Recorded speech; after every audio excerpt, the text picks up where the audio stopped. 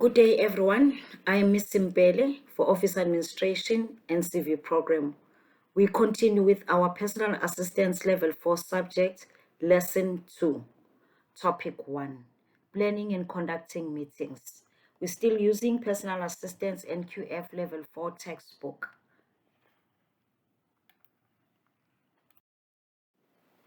Lesson 2. In this lesson, we are going to deal with Module 2, Part B, Planning and Organizing Different Types of Meetings, and also Module 3, Monitoring the Completion of Actions Arising from Meetings. Conducting a meeting.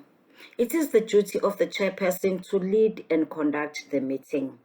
When conducting the meeting, the chairperson must make sure that he or she follows the same procedure or format when leading the formal or an informal meeting.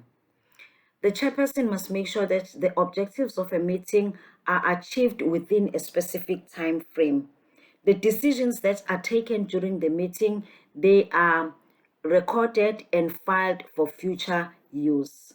Decisions taken in a meeting usually have an impact on the business. So the chairperson must prioritize the objectives of a meeting by making sure that the task or the items that are most important are dealt with first, while members are still fresh and able to take wise decision in a meeting.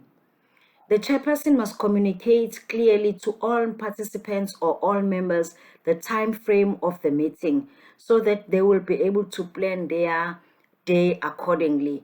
At what time the meeting will start and also at what time the meeting will end. The chairperson must make sure that he or she run the meeting according to an agenda that is provided. He or she must make sure that no one deviates from the agenda. Recording the minutes.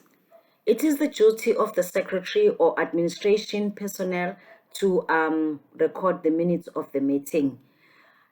During the meeting, the chairperson or the secretary can delegate someone else to take the minutes of the meeting if the secretary is busy with other duties in the meeting proceedings. The minutes of the meeting are handwritten and thereafter are neatly typed and approved by the chairperson before they are distributed to the relevant people. The secretary must make sure that she takes the essential points and elements and record them so that when they are being needed, they will be able to remember what was said in that particular meeting. The scriber or the secretary will need to prepare themselves in advance by making an outline based on the agenda so that when they take the minutes of the meeting, they will have an outline of each and every item so that it will assist them in taking their minutes easily. A suitable device can also be used to record important meetings such as interviews and disciplinary hearings. The chairperson or the secretary must make sure that those recordings are filed in a safe safe place so that it cannot be lost and also it cannot be like taken by the wrong person. The secretary must make sure that they do not wait too long to type up the minutes. So they must type them immediately after the meeting is over. Completing and circulating documentation after the meeting. The secretary or the personal assistant is the one that is responsible for typing the minutes of the meeting as soon as the meeting is over. And as soon as the minutes are typed, he or she will need to verify it with the chairperson and see that the minutes of the meetings are the minutes of the meeting are correct. The chairperson will sign together with the secretary. The secretary will make the copies of the minutes of the meeting together with the attendance register and any reports or presentations that were distributed during the meeting. Attach it together and post it or mail it to the members that were present in a meeting and also to those who were absent. The secretary must have an updated list of participants with their contact details such as postal addresses, email addresses, telephone, and fax numbers, so that it will be easier for him or her to fax the documents to the relevant people at the right time, and they also receive them so that they will be able to see what was discussed during the meeting. Guidelines to make meetings more effective. Meetings should be action focused, and the people who are responsible for certain actions need to be accountable, and meetings have a tangible actions. The secretary is the one that organized the meeting.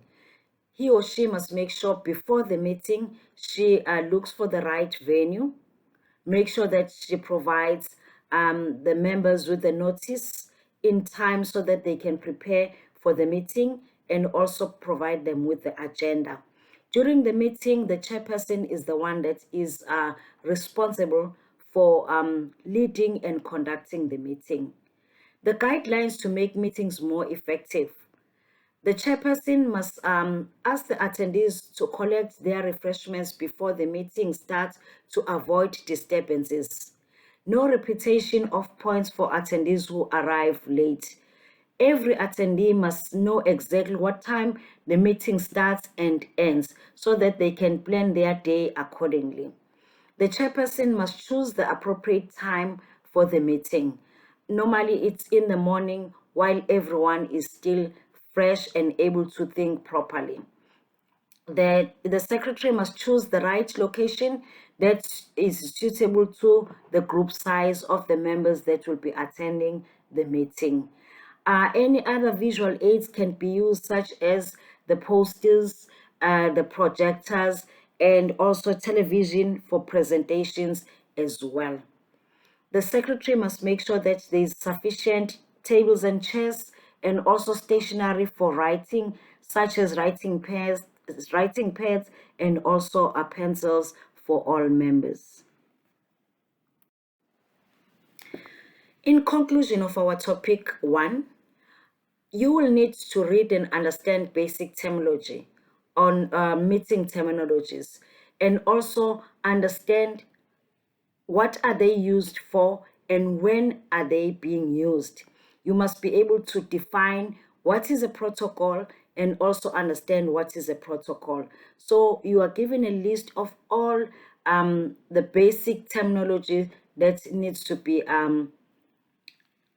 that you need to read and also define each and every one of them. You will need to read and summarize page 10 to page 11 of your textbooks. These are the list of basic terminologies that you will need to read and understand. For the last part of our lesson, there is a summative assessment 1 that you will see attached see attachment 1.1 that you will need to do in order to see whether you do understand what the meeting is all about, what are the terminologies that are being used in a meeting. So do that assessment so that you will understand, then you will be able to know whether you understand what the meeting is all about. Thank you for listening. Enjoy your lesson.